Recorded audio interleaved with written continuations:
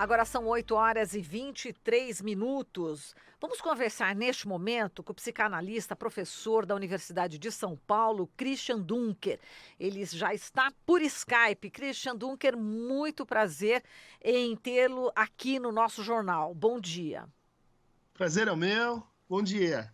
Bom, Dunker, vamos falar aqui das falas, né, escatológicas do presidente Jair Bolsonaro. Algumas delas, né, a gente lembra que ele respondeu, né, para um repórter fazer cocô dia sim, dia não, problemas ambientais poderia se resolver, é só cagar menos. Enfim, falou também da questão indígena, falando né, do problema, enfim, envolvendo toda a questão indígena. Ele disse, também reclamou do cocozinho petrificado de indígena que consegue barrar licenciamento de obras. Vamos acabar com o cocô do Brasil, colocando aí corruptos e comunistas, né, na visão dele. Por que ele fala tanto em cocô, Dunker? É uma coisa constrangedora até para a gente falar, mas aproveitando agora, né, no divã com o Dunker, vamos analisar um pouco a cabeça do Bolsonaro, Dunker? Mas eu acho que começa por aí esse efeito que você está contando, né? De Uhum, constrangimento, de vergonha alheia, né? uhum, Essa retórica, vamos chamar assim, é uma escolha pela pauta moral, né? E a pauta moral, ela depende muito de um efeito assim de autenticidade, de que aquela pessoa, ela realmente ela é transparente, ela é verdadeira. E como é que a gente consegue manter isso a longo prazo, né? Indo para uma certa indistinção entre o papel dele como uma figura pública, né, que representa todos nós, que representa o Brasil em relação a outros países, e a esfera privada. Né? Ele e sua família, ele e seus filhos, ele e seus gostos, ele e suas preferências, no limite, o que, que é? Higiênicas e sexuais. Então, essa transposição da fronteira, ela tem uma eficácia assim, política, né? Ela tem esse objetivo de mostrar para as pessoas como, olha só como eu sou autêntico, e por outro lado, sugere a existência assim, de certos temas recorrentes, né? Que estão ligados também à moralidade. Vamos pensar o que são o controle das fezes, é a educação que a gente faz com as crianças, de que, olha, tem lugar para fazer isso, você vai lá no banheiro, você não fala, você não faz, isso tudo tem que ver com o quê? Com o constrangimento civilizatório que ensina às nossas crianças o uso do corpo, e justamente essa distinção entre o que é íntimo e o que é que você pode fazer na frente dos outros. Né? Então, aquela pessoa que usa essa fronteira, dizendo assim: olha, eu tenho o poder de falar coisas impróprias, como uma criança que chega na mesa da sala assim e diz: ah, olha só, cocô, todo mundo ri, porque aquela criança assim, ela revela aquilo que está suprimido na situação, ela fala aquilo que está, vamos dizer assim, reprimido, como a criança que diz: olha, o rei está nu. Só que esse truque é um truque infantil, né? É um truque que a gente não esperava de alguém que tem que representar todos nós.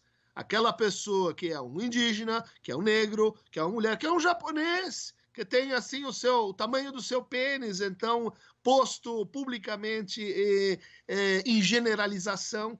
Isso tudo mobiliza o quê? Um reforço das relações de opressão que já existem no país. Né? Aqueles que estão já oprimidos vão ser mais oprimidos, que é como se fosse uma mensagem dizendo assim: olha, gente, agora pode falar assim. Né? Aqueles que têm poder, aqueles que estão lá em cima, aqueles que ocupam cargos públicos, e elas podem assim desrespeitar essa barreira. Experimente dizer assim para aqueles que são mais pobres, aqueles que têm menos poder, se eles podem falar assim com seus chefes. Experimente dizer assim, aqueles que são mulheres, vocês podem falar dessa forma, assim, no espaço público. Não podem. Então, ele está jogando, né, com reforço de relações de opressão. Isso é muito ruim. Né? Isso causa naqueles que têm uma afinidade com o presidente uma espécie de estreitamento da identificação, né? Mas que, ao mesmo tempo, vai reduzindo o número de adeptos. Porque mesmo que você, para os outros, diga assim: não, mas isso é uma brincadeira. Aliás, como se disse no plano aí das eleições, ele não está falando sério sobre essas bobagens todas. Não leva a sério, porque isso aí é só brincadeira, né? dizer, essa tolice da gente maltratar a palavra, da gente achar que é uma coisa assim inconsequente, que a pessoa pode falar qualquer coisa, ela é, vamos dizer assim, o Freud diria, um efeito regressivo, né, que nós estamos vivendo. Agora, Christian, quando você fala dessa questão, né, das relações de opressão, elas já existiam no Brasil antes. O que tem de novidade exatamente para as pessoas tolerarem e algumas, inclusive, se verem contempladas com esse discurso escatológico do Jair Bolsonaro? Ressentimento, né? Claro que a opressão já existia as nossas problemáticas não vêm de hoje, né? Mas, no fundo, o que esse discurso escatológico ele promove, ele faz, né? É a distribuição dessa autenticidade violenta, né? Então, por exemplo, você pode ser feminista, então eu posso ser machista também, não é? Falso, porque o feminismo ele pleiteia a maior representatividade das mulheres, e ele está ligado à minoria, em termos de poder, que as mulheres sofrem hoje, né? Então, ele não pode ser revertido. Mas, discursivamente, é essa a operação do presidente. É dizer assim, olha, você que está se sentindo ressentido, você que acha que os outros estão tomando seu lugar, você que acha que, olha, houve uma balbúrdia assim no país, então acredite em mim e transfere mais poder para mim. É que aqui a gente não tem assim uma grande questão com estrangeiros, né? Mas a gente podia comparar com a Europa e dizer assim que é um discurso semelhante. Ele está dizendo, olha, todo o nosso problema ele vem dos outros, vem de fora. Só que no nosso caso, os nossos estrangeiros somos nós mesmos, né? São os negros, são os indígenas, são os pobres, são esses que já estão aí. Acrescentaria, né, no caso do presidente Jair Bolsonaro, a questão dos nordestinos, né? Por exemplo, exato. Os nordestinos, quer dizer, frequentemente essa ideia de que tem alguém que está perturbando a ordem. E fica subentendido de que o que a gente tem que fazer? A gente tem que eliminar esse alguém, né? Seja por silenciamento da palavra, seja por liberação da violência, seja por leniência, seja por tolerância, enfim, cada qual vai se aproveitar dessa mensagem de uma maneira no seu contexto particular, né? Há um ingrediente aí muito poderoso na identificação promovida quando a gente mobiliza temas sexuais, né? Porque isso, vamos dizer assim, toca na nossa fantasia. Então, um tem uma fantasia mais anal, outro tem uma fantasia mais ligada ao tamanho do pênis, o outro tem uma fantasia mais ligada às fezes e assim por diante. Então, com essa seleta de termos de complexos discursivos, né, de natureza sexual, ela vai angariando, né, uma certa afinidade, assim como se as pessoas tivessem assim, uma intimidade maior com a pessoa na medida que ela fala de sexo como eu gostaria de falar. Essa é o truque, né? Eu não consigo, eu não faço, mas ele faz. Então, ele faz por mim. Só acrescentando exatamente, já que você tocou nessa questão sexual, né, Dunker, quando ele mencionou, né, quando ele questionou o ministro da Justiça, Sérgio Moro, se ele faria um troca-troca, né, com o ministro do Meio Ambiente, Ricardo Salles, quer dizer, ficou aquela situação bastante constrangedora, né, e realmente é isso, o que essa utilização do sexo, né, como você disse, o que teria por trás, não é isso? Uhum.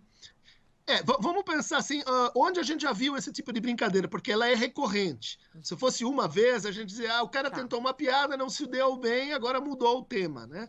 Mas o mesmo tema do troca-troca apareceu na bizarra cena com o ministro Weintraub, né? Dos chocolates. Onde é que a gente já viu esse tipo de brincadeira, né? Na quinta série, na sexta série, no momento em que os meninos eles estão assim inseguros em relação à sua sexualidade, em relação ao seu papel de gênero, eles estão descobrindo, né, como exercer aquilo. Então eles brincam que assim que o outro é gay, haha, eles apertam a bunda do amigo, eles puxam a calça, né? São aquelas brincadeiras e quem está num momento de insegurança e tem que dizer assim, olha, você eu não sou, tá? isso demonstra talvez, né, uma insegurança do presidente em relação ao cargo que ele está ocupando, né? Quer dizer, há uma transição aí em jogo, ela está assumindo um novo lugar, um lugar simbólico, né? Mas aparentemente isso não está muito fácil para ele. Ele precisa recorrer, né, a estratégias assim mais antigas, mais infantis, de quem não está conseguindo lidar muito bem ou com o seu corpo, ou com o seu lugar simbólico, ou com seus desejos, ou com suas fantasias, né? É o que acontece quando as fantasias, a gente diz, começam a vazar para o cenário social. Na cama, tudo bem, bom, cada um livre, entre quatro paredes, mas a hora que a gente começa a ter assim, noções sobre a cama alheia, é porque a coisa não está muito bem para aquele sujeito, né? Em vez de usar a fantasia no lugar certo, ela está usando a fantasia em cima de todos nós aqui no espaço público.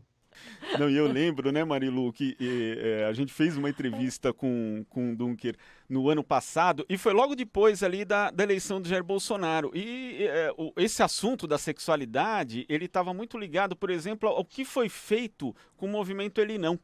Né? Quando a gente teve ali as manifestações, na verdade, todas as correntes do WhatsApp que eram falsas, que queriam, na verdade, diminuir aquele movimento, apelavam para a sexualidade, usavam imagens de mulheres nuas que não eram nem da manifestação na prática, né? Associavam a sujeira, ou seja, era uma coisa que você até falou na época, Christian, que era o domínio do sexual, na verdade, é o domínio sobre a pessoa. Né? Então isso foi utilizado muito pelo Jair Bolsonaro.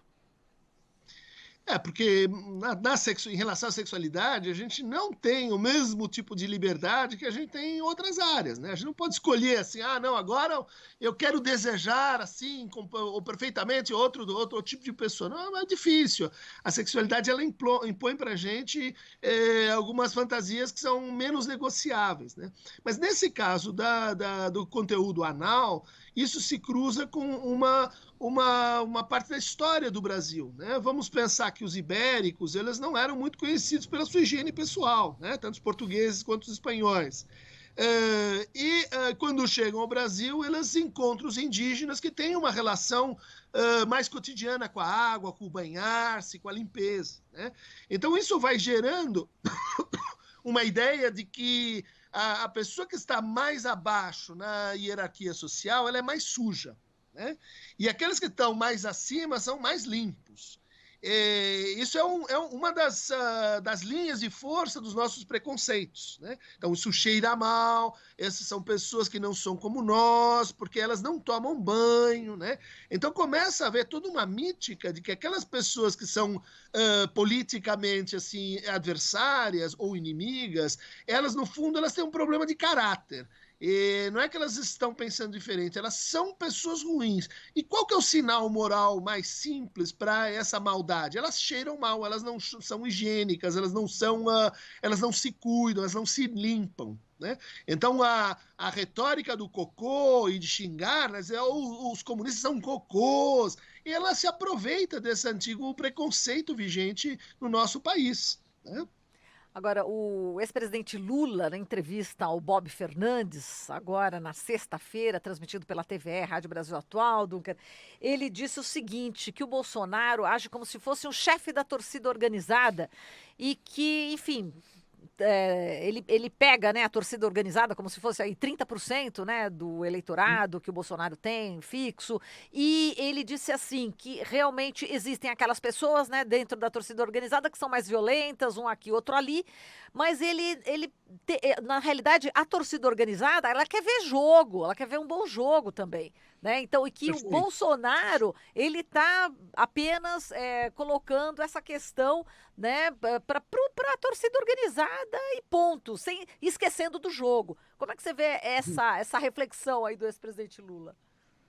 Me parece pertinente, escrevi sobre isso, né? De que o nosso momento político, ele se entranhou nas famílias, ele se entranhou na vida particular das pessoas, de uma forma muito curiosa, que assim, sob determinadas condições, você encontra aquela pessoa, aquele seu amigo, aquele seu tio, aquela pessoa que faz parte da sua história de vida, e ele está diferente, ele está funcionando como se ele estivesse numa torcida. Ele está funcionando como se ele tivesse, tecnicamente a gente chama, né, em estado de massa. Então ele não fala mais com você, ele fala com o que você representa, né? Com a uniforme de torcida que você é obrigado a vestir também, né? Ele não escuta mais seus argumentos, ele está simplesmente repetindo e falando consigo. Ele sofre uma regressão cognitiva, que são todos processos que a gente encontra na massa, né? Ou seja, ele não consegue mais pensar por si próprio, ele precisa reproduzir pensamentos de outros. Daí a função do Twitter, das redes sociais, do fake news, né? Outra característica do funcionamento de massa é que ela tende a homogeneizar afetos, né? Afetos mais regressivos, como o ódio, né? Como a inveja. Por quê? Porque esses afetos eles unem muito fortemente a gente. As nossas diferenças, elas são abolidas por quê? Porque nós estamos juntos contra o inimigo comum. Então isso começou em juntos contra a corrupção, depois juntos contra o PT, depois juntos contra esses que querem o mal do governo, depois juntos contra novos inimigos que precisam ser compostos e produzidos a cada vez, né?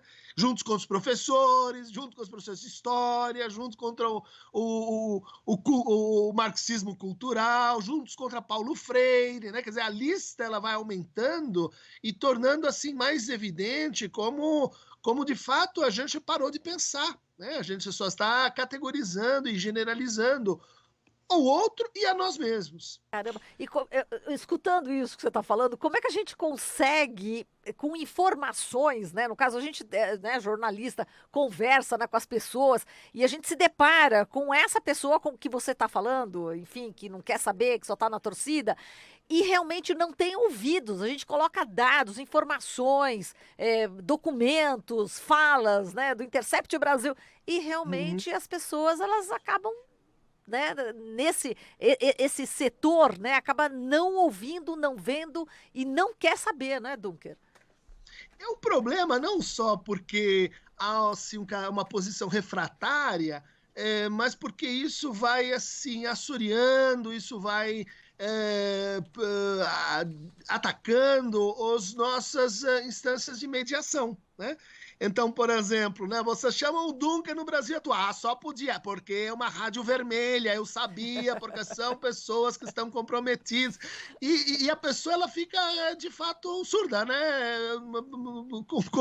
Com respeito àqueles que sofrem com deficiências auditivas, porque ela não consegue perceber a adversidade como um outro ponto de vista, ela só percebe o contraponto como um inimigo, como alguém que está articulado numa espécie de grande plano. Então, aí a relação constante que a gente vê entre o funcionamento de massas e teorias conspiratórias, né? Então, hoje, 7% da população brasileira acredita que a Terra é plana. São 14 milhões de pessoas, né? E mesmo tendo estudado algo contrário na escola.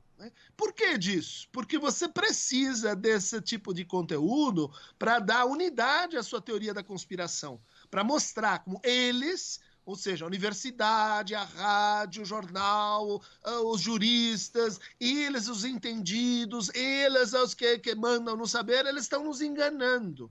A gente só pode confiar naquela pessoa que tem uma relação pessoal e direta conosco. Quem é essa pessoa? Que fala a língua do cocô, que fala a língua do pênis, que fala a língua da baixaria, que fala a língua assim chula, que é aquela que a gente tem no nosso churrasco, né? Que é a nossa pequena massa, a família de onde a gente saiu.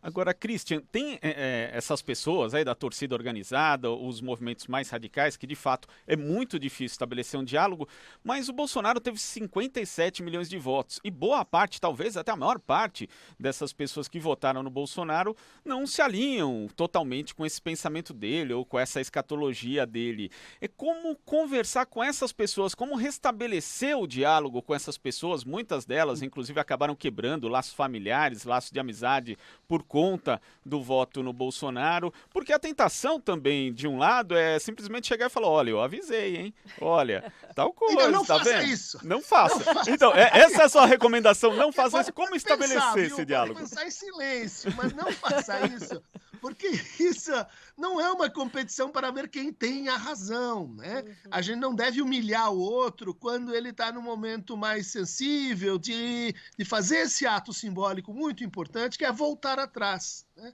Uma das coisas que mais nos humanizam é a capacidade da gente dizer, olha, errei, me deixei levar por isso, estava pensando dessa forma naquele momento, mas hoje eu não penso mais assim. Só que as pessoas, elas têm vergonha dos seus erros. Elas não vão vir a público e dizer, olha, aquela bobagem que eu falei, olha, retiro, agora eu não penso mais assim. A gente não se transforma por conversões espetaculares, né? Com raras exceções. Em geral, a gente se transforma em silêncio, a gente se transforma com acolhimento do outro, mudando, né, o afeto básico da relação, que não precisa ser mais o ódio, pode ser assim uma contrariedade lúdica. Isso requer um tanto de escuta. A gente acabou de lançar um livro, né, sobre o palhaço psicanalista, sobre a arte de escutar pessoas, tentando justamente interferir nesse processo, dizendo que a gente precisa voltar a se escutar. E se escutar com o espírito desarmado, né? A palavra para o momento, desarmar, né? Os espíritos, desarmar, inclusive, o ódio da torcida inimiga, que não deixa o jogo acontecer, como você bem colocou. O que a gente quer é jogo, é mais jogo, vamos lá. Vamos assistir, vamos torcer, mas a gente quer mais jogo, a gente não quer ficar na briga de torcida, porque isso cansa, não transforma a realidade, não transforma a nós, né? Então, muito importante assim, sair do lugar em que a gente foi posto e também tirar o outro desse lugar assim, excessivamente demonizado, como se de repente tivessem surgido assim, fascistas por toda parte no Brasil, que não é bem verdade, acredito eu, né? Quer dizer, a gente tem ali um núcleo duro, que vai ir para qualquer lugar, que vai invadir a Venezuela, que está querendo guerra com outros países, que gosta de ofender a Argentina, que já ofereceu, enfim, para se meter em tudo quanto é conflito militar aí pelo mundo afora, mas isso são poucos, né? Estima-se que estejam ali 10%, o resto está indo nessa conversa. Então é muito importante a gente não unificar todos esses que votaram ou que apoiaram o presidente, porque isso atrapalha esse processo de transformação, que é o que a gente mais precisa, né? Na verdade, o que está aparecendo aí mais evidentemente é que quem governa é Rodrigo Maia, é Mourão, é Guedes talvez, um pouco Moro, né? Os filhos. Nós estamos num momento de Estado tutelado, né? O nosso amigo, ele fala, né? Ele fala e diverte as pessoas, os outros mandam. E os filhos, hein, Dunker?